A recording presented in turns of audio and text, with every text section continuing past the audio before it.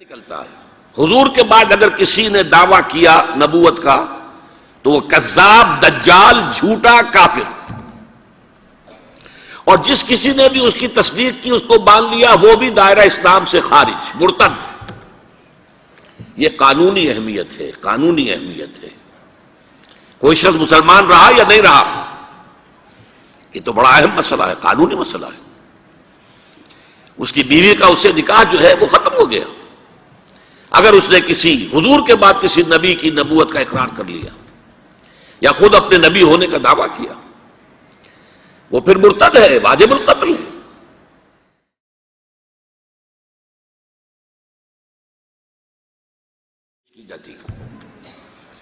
سورہ احزاب کی آیت ما کان محمد ابا احد من رجالکم ولکن رسول اللہ وخاتم النبیین۔ محمد صلی اللہ علیہ وسلم اے مسلمانوں تم میں سے کسی مرد کے باپ نہیں ہیں۔ زید ابن حارثہ کو اگر حضور نے منہ بولا بیٹا بنا لیا تھا تو منہ بولا بیٹا کوئی حقیقت نہیں رکھتا، ورنہ آپ کسی مرد کے والد نہیں ہیں۔ آپ کو اللہ نے بیٹے دیے بھی ابتدا میں، وہ فوراً فوت ہو گئے۔ آپ کے عمر کے آخری دور میں بھی حضرت ابراہیم کی ولادت ہوئی، حضرت ماریہ قبطیہ کے بطن سے، وہ بھی فوت ہو گئے بچپن میں۔ تو ما کان محمد ابا احد من رجالکم ولکن رسول اللہ وخاتم النبیین، وہ تو اللہ کے رسول ہیں اور نبیوں کی مہر ہیں، مہر لگ گئی، اب یہاں سے کوئی اور شے نہیں نکل سکتی، یہ بند ہو گیا راستہ، یہاں سے اب کسی اور نبوت کے اجرا کا سوال پیدا نہیں ہوتا۔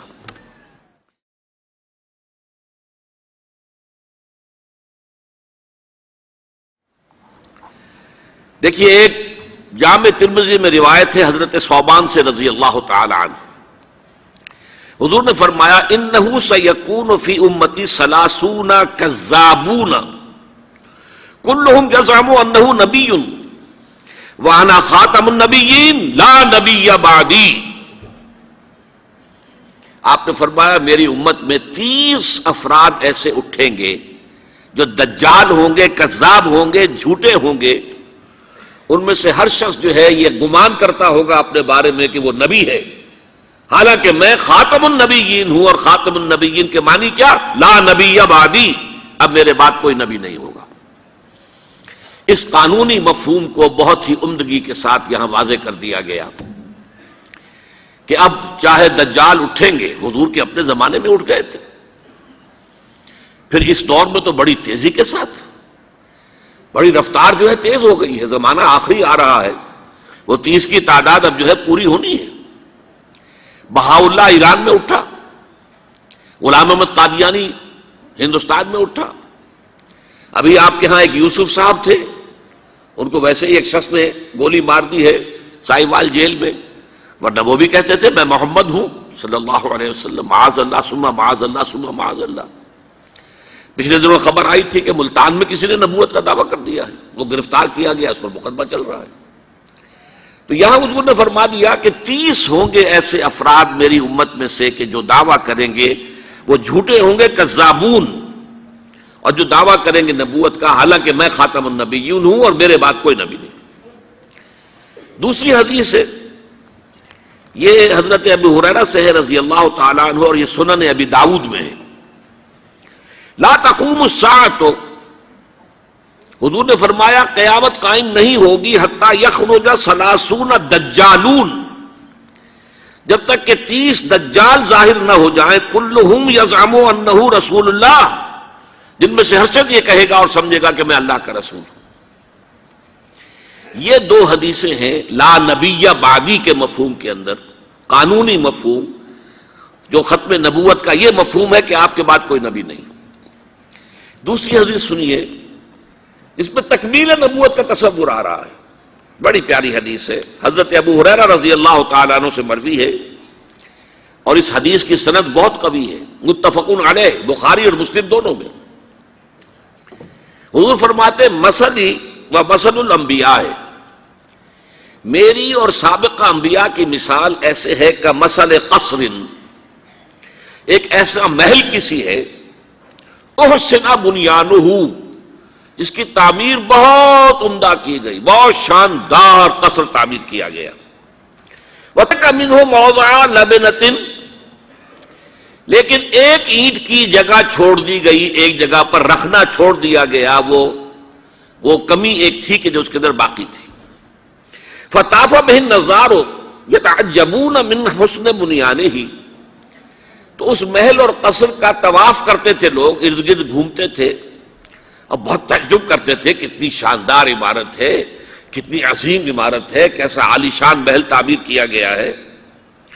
الا موضع تلک اللبنہ، سوائے اس ایک اینٹ کی کمی کے جو انہیں عجیب محسوس ہوتی تھی کہ یہ ایک اینٹ کی کمی کیوں رکھ دی گئی۔ اب حضور فرماتے فکنت انا، وہ اینٹ میں ہوں، صدقت موضع اللبنۃ، میں نے اس اینٹ کے رکھنے کو پورا کر دیا ہے۔ ختم بی البنیان، میرے ذریعے سے قصر رسالت کی تکمیل ہو گئی ہے۔ وختم بی الرسل، اور میرے ذریعے سے مجھ پر رسالت کا اختتام ہو گیا۔ اب یہاں محل اور محل میں ایک کمی اور اس کمی کا آپ کے ذریعے سے پورا ہو جانا، یہ ہے تکمیل نبوت و رسالت کا معاملہ۔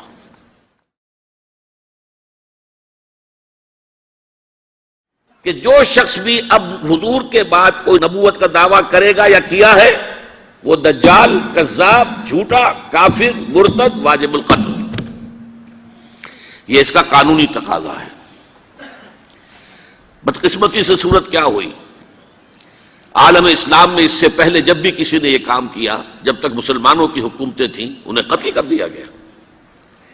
آپ کو معلوم ہے کہ حضور کے فوراً بعد جو کھڑے ہو گئے تھے مسیلمہ کذاب اور بڑے بڑے مدعیان نبوت، ان کے خلاف جہاد کیا گیا، ان کو قتل کیا گیا، تہہ تیغ کیا گیا۔ بہاء اللہ ایران میں اٹھا تو وہاں چونکہ بہرحال مسلمانوں کی حکومت تھی، قتل کر دیا گیا۔ اب بھی کوئی بہائی ایران میں نہیں رہ سکتا، سب وہاں سے بھاگ چکے ہیں، کوئی نہیں رہ سکتا، کوئی وہاں آئے گا تو قتل کر دیا جائے گا۔ لیکن یہاں معاملہ یہ تھا کہ انگریز کی حکومت تھی، انگریز کی حکومت میں ہر شخص کو کھلی چھوٹ تھی۔ اکبر الہ آبادی رحمۃ اللہ علیہ نے بڑے خوبصورت الفاظ کے اندر وہ نقشہ کھینچا ہے، گورنمنٹ کی خیر یارو مناؤ، گلے میں جو آئیں وہ تانے اڑاؤ، کہاں ایسی آزادیاں تھی میسر، ان الحق کہو اور پھانسی نہ پاؤ۔ اگر اسلامی حکومت ہوتی، مسلمان حکومت ہوتی، چاہے اعلی معیاری اسلامی حکومت نہ بھی ہوتی، مسلمانوں کی حکومت ہوتی، تو جس نے ان الحق کہا منصور، وہ سولی چڑھا دیا گیا یا نہیں؟ جس نے نبوت کا دعویٰ کیا وہ قتل کر دیے گئے کہ نہیں؟ انگریز کی حکومت تھی، گورنمنٹ کی خیر یارو مناؤ، گلے میں جو آئیں وہ تانے اڑاؤ، خدائی کا دعویٰ کر دو، نبوت کا دعویٰ کر دو، رسالت کا دعویٰ کر دو، کوئی پوچھنے والا نہیں، کوئی پکڑنے والا نہیں، کسی دار و گیر کا کوئی اندیشہ ہی نہیں۔ کہاں ایسی آزادیاں تھی میسر، ان الحق کہو اور پھانسی نہ پاؤ۔ اسی زمانے میں ایک واقعہ یہ ہوا تھا، غلام احمد قادیانی نے ایک دعوتی خط لکھا کابل کے حکمران، اب میں بھول رہا ہوں کہ وہ امیر دوست محمد خان تھے یا امیر عبد الرحمن خان تھے، ان دونوں میں سے کسی کے سامنے وہ خط پہنچا، جیسے کہ حضور نے خطوط بھیجے تھے قیصر کو، کسریٰ کو، تو اس کو بھی شوق چرایا کہ میں بھی تو اب نبی ہوں، نبوت کا دعویٰ کر چکا ہوں، تو مجھے پڑوس کا ملک جو ہے افغانستان، وہاں کے بادشاہ کو دعوت دینی چاہیے کہ وہ مجھ پر ایمان لائے۔ جب وہ خط وہاں پہنچا ہے تو امیر کابل نے اسی خط پہ 2 الفاظ لکھ دیے اور واپس کر دیا۔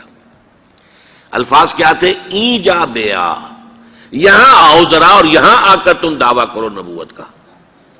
یہ تم انگریز کی چھتری تلے بیٹھے ہوئے دعوے کر رہے ہو، انگریز کے سائے تلے جو ہے، اور انگریز جو ہے تمہیں سپورٹ کر رہا ہے، تم نے جہاد کو جو ہے ختم کر دیا، دین کے لیے حرام ہے اب دوستو قتال، حرمت قتال۔ انگریز کو اور کیا چاہیے تھا؟ گلیڈسٹن نے، جبکہ وہ وزیر اعظم تھا برطانیہ کا، اس نے کہا تھا اپنی پارلیمنٹ میں قرآن کو لہرا کر، جب تک یہ کتاب دنیا میں موجود ہے امن قائم نہیں ہو سکتا۔ یہ تو جہاد اور قتال کی بات کرتی ہے، تو ان کو اور کیا چاہیے تھا کہ اگر کوئی اس قتال کو ختم کر دے، منسوخ کر دے، اور مسلمانوں میں سے جذبہ جہاد اور قتال فی سبیل اللہ کو نکال دے، تو اس سے بڑی اور کیا خدمت ہوگی؟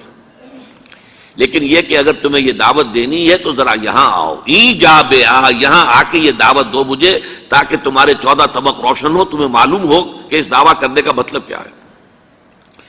لیکن ایک بات میں اب آپ سے عرض کر رہا ہوں، ہم پر اللہ کا بڑا کرم ہوا تھا، اس میں کوئی شک نہیں۔ اس ملک میں 1974 میں جو فیصلہ ہوا قادیانیوں کے غیر مسلم اقلیت قرار پانے کا، وہ واقعہ یہ ہے کہ بہت ہی مبارک فیصلہ تھا۔ اس کے لیے تحریک جو اٹھی وہ بھی بہت ہی عمدہ تھی، بہت پرامن تھی، بہت منظم تھی۔ مولانا سید محمد یوسف بن نوری رحمۃ اللہ علیہ اس کے قائد تھے۔ کوئی سیاسی لیڈر جو ہے اس میں نمایاں نہیں تھا، خالص دینی تحریک تھی۔ پھر اس وقت ہمارے ہاں حکمران ذوالفقار علی بھٹو، حالانکہ خالص سیکولر ذہن کا آدمی، اور قادیانیوں نے اسے سپورٹ کیا تھا 1970 کے الیکشن میں۔ قادیانی سمجھتے تھے وہ تو ہمارا اپنا آدمی ہے، لیکن اللہ تعالیٰ نے اس کے ہاتھوں لیکن بہترین طریقے سے، جس پر اعتراض کیا ہی نہیں جا سکتا، پارلیمنٹ کے ذریعے سے فیصلہ کرا۔ کوئی آرڈیننس نہیں تھا، کوئی حکم جو ہے، فرمان جو ہے وہ ایشو نہیں ہوا تھا، پارلیمنٹ کے ذریعے سے۔ اور پارلیمنٹ کی ایک کمیٹی بنائی گئی جس میں کہ موقع دیا گیا کہ قادیانیوں کے سربراہ بھی آ جائیں، لاہوریوں کے سربراہ بھی آ جائیں۔ یہ دونوں سیکٹ جو ہیں قادیانیت کے، پہلے قادیانی تھے، اب وہ ربوائی ہیں، ربوے والے ہیں۔ لاہوری جیسے پہلے لاہوری تھے، آج بھی لاہوری ہیں۔ ان دونوں کے سرکردہ لوگوں نے آ کر وہاں پر اس کمیٹی کے سامنے پیش ہو کر بیانات دیے اور کہا، کھل کر کہا۔ ناصر احمد اس وقت جو ہے خلیفہ تھا ان کا، مرزا طاہر احمد کا غالباً بڑا بھائی مرزا ناصر احمد۔ انہوں نے کہا ہم نبی مانتے ہیں، غلام احمد قادیانی کو ہم نبی مانتے ہیں، ڈنکے کی چوٹ کہا۔ لہذا اس کے بعد پارلیمنٹ نے فیصلہ کیا یہ غیر مسلم ہے، اور صحیح فیصلہ کیا۔ لیکن یہ فیصلہ ادھورا ہے، یہ بات آج میں پہلی مرتبہ کہہ رہا ہوں، اسے نوٹ کر لیجیے۔ قادیانیت کے فتنے کو کوئی گزند نہیں پہنچا ہے ان کے غیر مسلم قرار دیے جانے سے۔ وہ فتنہ جوں کا توں پنپ رہا ہے، جوں کا توں پھیل رہا ہے، جوں کا توں وہ اپنے سرطان کی جڑیں پھیلا رہا ہے ہمارے معاشرے میں۔ اور ویسے یہ کہ عالمی سطح پر انہیں بڑی سرپرستی حاصل ہو گئی ہے، پوری دنیا جو ہے، مغربی دنیا، وہ ان کی سرپرستی کر رہی ہے۔ لیکن یہ کہ اندرون ملک بھی اس فتنے کا قلع قبا اگر ہو سکتا تھا تو صرف اس وقت جبکہ اس فیصلے کا جو قانونی اور منطقی تقاضا ہے وہ بھی پورا کیا جاتا، اور وہ یہ کہ مرتد کو قتل کی سزا دی جاتی ہے۔ اسلام میں مرتد کی سزا قتل ہے۔ وہی میں نے آپ سے عرض کیا، حضرت ابوبکر صدیق کے زمانے میں کیوں قتال کیا گیا، اور جتنے بھی لوگوں نے نبوت کے دعوے کیے انہیں کیوں قتل کیا گیا ہمیشہ اسلام کی تاریخ میں۔ لہذا مرتدین کی سزا، سزائے قتل جب تک نافذ نہیں ہوگی، اس فتنے کو کوئی گدن نہیں پہنچے گا۔ بلکہ وہ تو اپنے آپ کو مظلوم سمجھتے ہیں اور مظلوم کی حیثیت سے پیش کرتے ہیں۔ اور ظاہر بات ہے کہ وہ سارے شاعر، چاہے آپ آرڈیننس نافذ کر لیں، لیکن ان کے جمعے کی نماز ہوتی ہے۔ یہ ٹھیک ہے کہ وہ مسجد کی شکل نہیں بنا سکتے، ماڈل ٹاؤن میں ایک بڑی کوٹھی کے اندر ان کا جمعہ ہوتا ہے، ان کی عیدیں علیحدہ ہوتی ہیں۔ وہ سارے شاعر اسلامی کو استعمال کر رہے ہیں، اور الٹا مظلومیت جو ہے اس کا لبادہ اوڑھ لیا ہے۔ جیسے دنیا میں یہودیوں نے ہولوکوسٹ کی مظلومیت کا لبادہ اپنے اوپر اوڑھا ہوا ہے۔ ہم جو چاہے ظلم کر لیں نوع انسانی پر، ہمیں کوئی گدن نہیں پہنچا سکتا، اس لیے کہ ہم نے اتنا بڑا ظلم سہا تھا، ہولوکوسٹ، ہمارے 60 لاکھ آدمی جرمنوں نے ختم کر دیے تھے، تو اب اگر 8-10 لاکھ مار دیں فلسطینی یا کوئی اور عرب یا اور مسلمان تو کون سی بڑی بات ہے۔ اسی طرح قادیانیوں نے مظلومیت کا لبادہ اوڑھا ہوا ہے، اور ان کو کوئی گدن نہیں پہنچا ہے جب تک کہ قتل مرتد کی سزا یہاں نافذ نہیں کی جائے گی۔ اس میں یہ ہونا چاہیے تھا کہ جس روز میں یہ فیصلہ ہوا، ڈکلیئر ہو جاتا ساتھ ہی، اب تک کے جو قادیانی ہیں آج کے اس تاریخ سے فیصلے سے پہلے وہ تو اقلیت قرار پائیں گے، انہیں قتل نہیں کیا جائے گا۔ لیکن اس فیصلے کے نفاذ کے بعد جو شخص بھی قادیانیت اختیار کرے گا اس پر قتل مرتد کی سزا، اس کی حد جاری کی جائے گی۔ آخری شریعت کوئی آنے والی اور نہ لانے والا، آخری شریعتی کوئی آنے والی اور نہ لانے والا، خود میرے نبی نے بات یہ بتا دی، لا نبی آبادی،